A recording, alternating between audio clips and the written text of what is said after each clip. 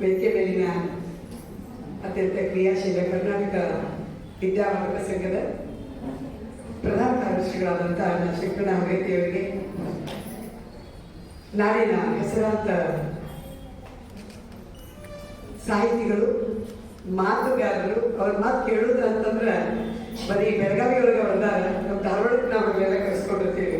ಅಕ್ಕ ಗುರುದೇವಿ ಮಠ ಅವರೇ, ಭಾವಿಕಟ್ಟಿ ಸರ್ ಅವರಿಗೆ, ಬೆಳ್ಳಿ ಚುಕ್ಕಿಯ ಅಧ್ಯಕ್ಷ ರಾಜೇಶ್ವರಿ, ಹಾಗೆ ನನ್ನಂತ ನಿಮಗೆಲ್ಲ ನಮಸ್ಕಾರಗಳನ್ನು ತಿಳಿಸ್ತಾ, ಪ್ರಸ್ತಾವಿಕ ನೋಡಿ ಬಹಳ ಚಂದಿತ್ತು, ನಾನು ಮಾಡೋದಿತ್ತು, ಅದನ್ನ ರಾಜೇಶ್ವರಿ ಮಾತಾಡಿದ್ರು. ಮಾರ್ಚ್ 8ನೇ ತಾರೀಕಿಗೆ ಮಹಿಳಾ ದಿನಾಚರಣೆ ಬಂದಾಗ ನಮ್ಮ ನಿಮಗಳೆಲ್ಲರ ಭೇಟಿ, ಬಹಳ ಚಂದದ ಕಾರ್ಯಕ್ರಮ ಅವತ್ತೆಲ್ಲ ಮಾಡಿದ್ರು. ಧಾರವಾಡದೊಳಗ ಇಷ್ಟೊಂದು ಮಹಿಳಾ ಸಂಘಟನೆಗಳು ಮತ್ತು ಹೆಣ್ಮಕ್ಳು ಎಲ್ಲ ಸೇರಿ ಈ ಒಂದು ಕಾರ್ಯಕ್ರಮವನ್ನ ಇಷ್ಟು ಚಂದ ಮಾಡಿರಲ್ಲ. ನಾವೇನು ಅನ್ಕೊಂಡ್ವಿ, ಬಹುಶಃ ಬೆಳಗಾವದೊಳಗೆ ಇಷ್ಟೊಂದು ಸಂಘಟನೆಗಳು ಅದಾವಿಲ್ಲ. ಕಿತ್ತೂರೊಳಗೆ 84 ಮಾಡಿದಾಗ ನಾವೆಲ್ಲ ಕಡೆ ಸುತ್ತ ಅಡ್ಡಾಡಿ ನಮ್ಮ ಈ ಕರ್ನಾಟಕದೊಳಗ ಗಡಿ ಭಾಗದೊಳಗ ನಂದು ನಿಂದು ಅಂತ ಜಗ್ಗಾಡೋ ಸಂದರ್ಭದೊಳಗೆ ಕನ್ನಡ ಅಂತೂ ಅದು ನಂದ ಇರ್ತದ. ಇಲ್ಲಿ ನಾವು ಕನ್ನಡದೊಳಗೆ ಅದೀವಿ, ಅದು ಉಳಿಸ್ಕೊತೀವಿ ಅಂತ ಹೋರಾಡೋದಕ್ಕೆ ನಮ್ಮ ಹೆಣ್ಮಕ್ಳು ಎಷ್ಟು ದೊಡ್ಡ ಹೋರಾಟ ಲೋಕಲ್ ಬೆಳಗಾವಿ ಒಳಗಿಟ್ಟವರು ಅದಾರ ಅಂದಾಗ ನಮ್ಗೆ ನಿಜವಾಗ್ಲೂ ಬಹಳ ಖುಷಿ ಅನಿಸ್ತು. ಅದು ಮೊಟ್ಟ ಮೊದಲಿಗೆ ತಮಗೆಲ್ಲರಿಗೂ ಅಭಿನಂದನೆಗಳನ್ನ ನಾನು ಸಲ್ಲಿಸ್ತೇನೆ.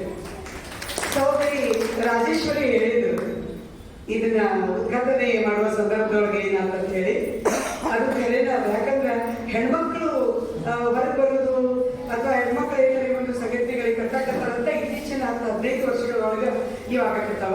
ಮೊದಲು ಬರುತ್ತಿದ್ದಿಲ್ಲ. ಯಾಕಂದ್ರೆ ಅವಾಗೆಲ್ಲ ನಾವು ಚಲೋ ಶಾಲೆ ಕಲ್ತು ಕಾಲೇಜ್ ಒಳಗೆ ಎಲ್ಲ ಕಲ್ಚರಲ್ ಕಾರ್ಯಕ್ರಮಗಳನ್ನ ಮಾಡ್ತಿದ್ರು. ಯಾರನ್ನ ನೀವು ಕೇಳಿದ್ರೆ, ಇಲ್ರಿ ನಾವು ಭಾಳ ಚಲೋ ಸಿಂಗರ್ ಇದ್ದೇವೆ ಕಾಲೇಜ್ನಾಗಿದ್ದಾಗ, ಯಾಕೆ ಬಿಟ್ರಿ ಅಂದ್ರೆ ಮದುವೆ ಆಗ್ತಲ್ರಿ ಅಂತ. ನಾವು ಭಾಳ ಒಳ್ಳೆ ಆಕ್ಟ್ರೆಸ್ ಇದ್ದೀವಿ, ಇಷ್ಟು ಚಂದ ನಾಟಕ ಮಾಡ್ತಿದ್ದೆ, ಎಲ್ಲ ಗಂಡು ಪಾತ್ರನೂ ನಾನು ಮಾಡ್ತಿದ್ದೆ ಅಂತಾರೆ. ಯಾಕೆ ಬಿಟ್ರಿ, ಈಗ ಯಾಕೆ ಮಾಡೋದಿಲ್ಲ ಅಂದ್ರೆ ಮದುವೆ ಆಗ್ತಲ್ರಿ. ನಾವೇನ್ ಮಾಡ್ಕೊಬಿಟ್ಟಿವಿ ಅಂದ್ರೆ, ನಮ್ಮೊಳಗಿನ ಸಾಂಸ್ಕೃತಿಕ ಎಲ್ಲ ಕಲೆಗಳನ್ನ ಗುಣಗಳನ್ನೆಲ್ಲ ನಮ್ಮೊಳಗ ಏನ್ ಮಾಡ್ಕೊಬಿಟ್ಟಿವಿ, ಮದುವೆ ಆದ್ಮೇಲೆ ಒಂದು ಮೈಂಡಿಂಗ್ ಮಾಡ್ಕೊಬಿಟ್ಟಿದ್ವಿ. ಆದ್ರೆ ಇತ್ತೀಚಿನ ದಿನಗಳೊಳಗೆ ಸ್ವಲ್ಪ ಹೊರಗೆ ಬಂದೀವಿ ಅಂತ ನನಗೂ ಅನಿಸ್ತದ. ಹೊರಗೆ ಬರ್ಬೇಕ. ಬಹುಶಃ ಮಹಿಳೆಯರು ಹೊರಗೆ ಬಂದಾಗನ ಬಹಳ ದೂರದೃಷ್ಟಿ ಮತ್ತು ಯೋಚನಾ ಶಕ್ತಿ ಅವಳಿಗೆ ಇರೋದ್ರಿಂದ ನಾವು ನಮ್ಮೊಳಗಿನ ಸಾಂಸ್ಕೃತಿಕ ಮನಸ್ಸನ್ನ ನಮ್ಮ ಮಕ್ಕಳಿಗೆ ನಾವು ಮನೆಯೊಳಗಿನ ನಮ್ಮ ಮಾತೆ ಮೊದಲು ಪಾಠಶಾಲೆ, ತಾಯಿನ ಮೊದಲ ಗುರುವಂತೆಯನ್ನ ಮಾಡ್ಕೊತ ಬಂದೀವಿ. ಅದು ಹೊರಗೆ ಬೆಳಬೇಕಾಗಿತ್ತು, ಮತ್ತೆ ನಾವು ಬೆಳೆಸ್ಬೇಕಾಗಿತ್ತು. ಏನು ಅಂದ್ರೆ, ನಾವು ಸಮಾಜದೊಳಗ ಈ ಎಲ್ಲ ಕಾರ್ಯಕ್ರಮಗಳ ಮೂಲಕ ನಾವು ಏನೇನ ಮಾಡಕ್ ಸಾಧ್ಯ ಅದ, ಪುರುಷರಿಗಿಂತ ಸ್ವಲ್ಪ ಜಾಸ್ತಿನ ಕೈ ಮತ್ತು ತಲೆಯಿಂದ ನಾವು ಮುಂದೆ ಅದೀವಿ ಅನ್ನೋದು ನಾವು ಇವತ್ತು ತೋರಿಸ್ಬೇಕಾಗ್ಯದ ಅನ್ನೋದು ನೆನಪಾದಾಗೆಲ್ಲ ನನಗೆ ಅನಿಸ್ತದೆ. ನಿಜವಾಗಿಯೂ ಮಹಿಳೆಯರು ನಾವು ಮುಂದೆ ಅದಾದೀವಿ ಅನ್ನೋ ಮಾತನ್ನ ಹೇಳ್ತಾ, ನಾನು ರಾಜೇಶ್ವರಿಗೆ ಫೋನ್ ಮಾಡ್ತಿದ್ದೆ ಕಲಾಮಂಡಪದಿಂದ. ಇನ್ನೂ ಹೇಳಿದ್ವಿ, ಈ 2 ಸಲ ತಪ್ಪದು ಹೇಳಿ ನಮಗೆ. ಕರ್ನಾಟಕ ವಿದ್ಯಾವರ್ಧಕ ಸಂಘದ ಬಗ್ಗೆ ಎಲ್ಲರಿಗೂ ಗೊತ್ತದ, ಅದನ್ನೇನು ಹೇಳಬೇಕಾಗಿಲ್ಲ ನಾವು. ಈಗ ಮೊನ್ನೆ ಜುಲೈ 20ನೇ ತಾರೀಕಿಗೆ 135 ವರ್ಷಗಳು ಕರ್ನಾಟಕ ವಿದ್ಯಾವರ್ಧಕ ಸಂಘ. ಈ 135ನೇ ವರ್ಷದ ಕಾರ್ಯಕ್ರಮವನ್ನು ಬಹಳ ವಿಜೃಂಭಣೆಯಿಂದ ನಾವು ಮಾಡ್ತೀವಿ. ನಿನ್ನೆಲ್ಲ ಮೊನ್ನೆ ಮುಗೀತು. ನಾವು ಇಮಿಡಿಯೇಟ್ 31ಕ್ಕೆ ಕಲಾಮಂಡಪದ ಕಾರ್ಯಕ್ರಮ ಬೆಳಗಾವಿ ಒಳಗೆ ಮಾಡೋದು. ಶಂಕರಣ್ಣ ಅಂತ ಸಿಕ್ಕಾಪಟ್ಟೆ ನಡ್ಕೊಂಡ್ಬಿಟ್ಟಿದ್ರು. ನಾವೆಲ್ಲ ಹೇಳ್ತೀವಿ, ನೀವೆಲ್ಲ ರೆಸ್ಟ್ ಮಾಡಿ ಒಂದಿಷ್ಟು ಅಂತ. ಇಡೀ 9 ದಿನ ಅದ್ಭುತವಾದಂಥ ಕಾರ್ಯಕ್ರಮಗಳನ್ನು ನಾವು ಮಾಡಿದ್ವಿ. ಮತ್ತು ಇಡೀ ವಿದ್ಯಾವರ್ಧಕ ಸಂಘದೊಳಗೆ ಬಹಳಷ್ಟು ಕಡಿಮೆ ಜನ ಮೆಂಬರ್ಸ್ ಅದಾರ. ನಾ ರಾಜೇಶ್ವರಿಗೆ ಅಂದಿದ್ದೆ, ನಾವು ಬಹಳಷ್ಟು ಜನ ಮೆಂಬರ್ಸ್ ಆಗ್ತೀವಿ. ಕನ್ನಡ ನಾಡು ನುಡಿಗೆ ಹೋರಾಡದಂಥ ಒಂದು ದೊಡ್ಡ ಸಂಸ್ಥೆ, ಏಕೀಕರಣಕ್ಕೆ ಹೋರಾಡದಂಥ ಒಂದು ದೊಡ್ಡ ಸಂಸ್ಥೆ. ಹೆಸರುಗಳು ಗೊತ್ತದ, ಭಾಳ ಜನರಿಗೆ ಕರ್ನಾಟಕ ವಿದ್ಯಾವರ್ಧಕ ಸಂಘದ ಹೆಸರು ಗೊತ್ತದ, ಆದ್ರೆ ಬಂದು ನೋಡಿಲ್ಲ. ಇಡೀ ಕರ್ನಾಟಕದ ಏಕೀಕರಣಕ್ಕೆ ಹೋರಾಡಿದ ಎಲ್ಲ ಕನ್ನಡ ನಾಡು ನುಡಿ ಜನಕ್ಕಾಗಿ ಹೋರಾಡಿದ ಮೊದಲ ಸ್ಥಳ ಪಾಟೀಲ್ ಪುಟ್ಟಪ್ಪನವರು 53 ವರ್ಷಗಳ ಕಾಲ ಅಲ್ಲಿ ಅಧ್ಯಕ್ಷರಾಗಿ ನಮ್ಮನ್ನೆಲ್ಲ ಮುನ್ನಡೆಸಿದವರು. ಅಂತ ಒಂದು ಕನ್ನಡದ ಗುಡಿ, ಆ ಗುಡಿ ಇವತ್ತಿಗೂ ತನ್ನ ತೇರನ್ನ ಅದ್ಭುತವಾಗಿ ಎಳಿತಾ ಕರ್ನಾಟಕದಾದ್ಯಂತ ಕನ್ನಡ ಪರ ಕೆಲಸಗಳನ್ನ ಮಾಡ್ತಾ ಇರೋದು ನಿಜವಾಗ್ಲೂ ನಮಗೆ ಹೆಮ್ಮೆ ಅನ್ನಿಸ್ತದ. ಇಂಥ ಒಂದು ವಿದ್ಯಾವರ್ಧಕ ಸಂಘದೊಳಗ 9 ಜನ ನಾವು ನಿರ್ದೇಶಕ ಮಂಡಳಿಯವರಿಗೆ, 9 ಮಂಟಪಗಳನ್ನು ನಾವು ನಡೆಸ್ತೇವೆ. ಕಲಾ ಮಂಟಪ, ಸಾಹಿತ್ಯ ಮಂಟಪ, ವಿಜ್ಞಾನ ಮಂಟಪ, ಮಕ್ಕಳ ಮಂಟಪ, ಜಾನಪದ ಮಂಟಪ, ಹೀಗೆ ಎಲ್ಲ ಮಂಟಪಗಳು 9 ಮಂಟಪಗಳ ಸಂಚಾಲಕರಾಗಿ ನಾವುಗಳು ಆ ಕಾರ್ಯಕ್ರಮಗಳನ್ನು ಮಾಡ್ತೀವಿ. ಪ್ರತಿ ತಿಂಗಳು ಒಂದೊಂದು ಮಂಟಪದವರು ಕಾರ್ಯಕ್ರಮಗಳನ್ನು ನಾವು ಧಾರವಾಡ ಒಂದೇ ಅಲ್ಲ, ಧಾರವಾಡ ಬಿಟ್ಟು ಹೊರಗಡೆ ಕೂಡ ನಮ್ಮ ಸದಸ್ಯರು ಅದಾರ. ಆಮೇಲೆ ಕರ್ನಾಟಕ ವಿದ್ಯಾವರ್ಧಕ ಸಂಘದ ಈ ಬೇರುಗಳು ಬಹಳ ಇಡೀ ಕರ್ನಾಟಕದಾದ್ಯಂತ ಹಬ್ಬಿರೋದ್ರಿಂದ ನಾವುಗಳ ಬೇರೆ ಬೇರೆ ಕಡೆ ಜಿಲ್ಲೆಯೊಳಗೆಲ್ಲ ನಮ್ಮ ಕಾರ್ಯಕ್ರಮಗಳನ್ನ ಮಾಡಬೇಕು.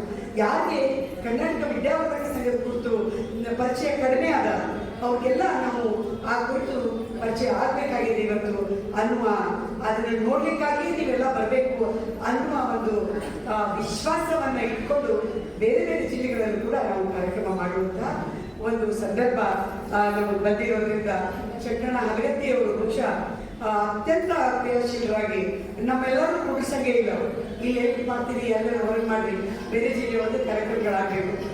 ಮೊದಲಿಗೆ ವಿದ್ಯಾವರ್ಧಕ ಸಂಘ ಅಂದ್ರೆ ಏನು, ಅದಕ್ಕೆ ನಾವು ನಮ್ಮನ್ನ ಯಾವ ರೀತಿ ತೊಡಗಿಸಬೇಕು ಅನ್ನುವ ಒಂದು ಜಾಗೃತಿಯನ್ನ ಎಲ್ಲರಿಗೂ ನಾವು ಹುಟ್ಟು ಹಾಕಬೇಕು ಅನ್ನುವ ಕಾರಣಕ್ಕ ಈ ಒಂದು ಬೇರೆ ಬೇರೆ ಕಾರ್ಯಕ್ರಮಗಳನ್ನ ಜಿಲ್ಲೆಯೊಳಗ ಬೇರೆ ಜಿಲ್ಲೆಯೊಳಗೆ ನಾವೆಲ್ಲ ಮಾಡ್ತೀವಿ.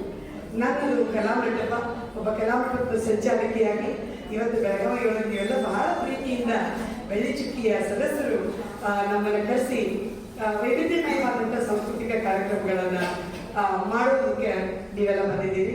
ಅದಕ್ಕೆ ಏನು ಕಾರ್ಯಕ್ರಮ ಮಾಡಬೇಕು ಅಲ್ಲ ಒಂದು ಉಪನ್ಯಾಸ ಇರಬೇಕು. ಏನ್ ಮಾಡ್ಬೇಕು ನಾವು, ಬೆಂಗಳೂರಿನವರಿಗೆ ಬಹಳ ಜನರಿಗೆ ಬೆಂಗಳೂರು ಸುತ್ತಮುತ್ತಲಿನ ಪರಿಸರದೊಳಗಿನ ಈ ಸಾಂಸ್ಕೃತಿಕ ಅಥವಾ ಜನಪದ ಅಥವಾ ಕಲೆಗಳ ನಮ್ಮ ಸಂಸ್ಕೃತಿಯ ಪರಿಚಯ ಬಿಟ್ಟರೆ ಉತ್ತರ ಕರ್ನಾಟಕದೊಳಗೆ ನಮ್ಮ ಜನಪದ ಪ್ರಕಾರಗಳೇ ಒಂದು 80% ಹೆಚ್ಚದ. ಆ ಕಡೆ ಏನು ಇಲ್ಲದೇ ಇದ್ರು ಕೂಡ ನಾವು ಯಾಕೆ ಲಕ್ಷ್ಯಕ್ಕೆ ಒಳಗಾಗಿವೆ ಅಂತ ನಾವೆಲ್ಲ ಬದಲಾಗ್ತಿರ್ತೀವಿ. ಯೂಶಲಿ ಎಲ್ಲ ನಮ್ಮ ಮಾಧ್ಯಮದವರು ಕೂಡ ಇವರೆಲ್ಲ ಬರೀತಿರ್ತಾರೆ. ನಮ್ಮ ಭಾಗದ ಜನಪದ ಮತ್ತು ಕಲೆ ಮತ್ತು ಸಾಹಿತ್ಯ ಸಂಸ್ಕೃತಿಯನ್ನ ನಾವು ಇವತ್ತು ಹೊರಗೆ ಹೋಗಿ ನಾವು ಹೇಳ್ಬೇಕಲ್ಲ, ಇವೆಲ್ಲ ಅನ್ನೋ ಒಂದು ನೋಡಿರೋ ಒಂದೊಂದ್ಸಲ ನಾವೆಲ್ಲ ಇರ್ತೀವಿ. ಗೊತ್ತಿದ್ದು ನಾವು ರಾಜಧಾನಿಯಿಂದ ದೂರ ಇರೋದ್ರಿಂದ ನಾವೆಲ್ಲ ಈ ಕಡೆ ವಂಚಿತರಾಗ್ಬಿಟ್ಟೇವಿ ಅನ್ನುವ ನೋವು ಅಂತ ನಮಗದ. ಆದ್ರೂ ಕೂಡ ಬಹಳ ಜನರಿಗೆ ನಮಗ ಕಲೆ ಸಂಸ್ಕೃತಿ ಉತ್ತರ ಕರ್ನಾಟಕದ ಕೊಡುಗೆ ಬಹಳ ದೊಡ್ಡ ಕೊಡುಗೆ ಅದ. ಆ ಕೊಡುಗೆ ಬಗ್ಗೆ ಅಕ್ಕ ಮಾತಾಡಬೇಕು ಅಂತ ಕೇಳಿದಾಗ ಬಹಳ ಬಿಸಿ ಇದ್ರು ಕೂಡ, ಯಾವುದೋ ಪುಸ್ತಕದ ಬರವಣಿಗೆಗಳು ಬಿಸಿ ಇದ್ರು ಬಹಳ ಖುಷಿಯಿಂದ ಇಲ್ಲ ನಾನು ಮಾತಾಡ್ತೀನಿ ಅಂತ ಅವ್ರು ಒಪ್ಕೊಂಡ್ರು. ಮತ್ತೆ ನೀವೆಲ್ಲ ಮಹಿಳಾ ಮಂಡಳಿಗಳು ಇಲ್ಲ ಪಾಲ್ಗೊಂಡು ನಿಮ್ಮ ಸಾಂಸ್ಕೃತಿಕ ಕಾರ್ಯಕ್ರಮವನ್ನು ನಮಗೆ ಇವತ್ತು ಉದ್ಘಾಟಿಸೋದಕ್ಕೆಲ್ಲ ಬಂದಿದ್ದೀರಿ. ನನ್ನ ಕಡೆಯಿಂದನೇ ಈ ಒಂದು ಕಾರ್ಯಕ್ರಮದ ಉದ್ಘಾಟನೆಯನ್ನು ಮಾಡಿದ್ದೀನಿ. ಬಹಳ ಪ್ರೀತಿಯಿಂದ ಈ ಕಾರ್ಯಕ್ರಮವನ್ನು ನಾನು ಉದ್ಘಾಟಿಸಿದ್ದೀನಿ. ತಮಗೆಲ್ಲ ಮತ್ತೊಮ್ಮೆ ನನ್ನ ಪ್ರೀತಿಯ ಅಭಿನಂದನೆ ಮತ್ತು ವಂದನೆಗಳನ್ನು ತಿಳಿಸ್ತಾ ನನ್ನ ಮಾತುಗಳನ್ನು ಮುಗಿಸ್ತೀನಿ. ನಮಸ್ಕಾರ.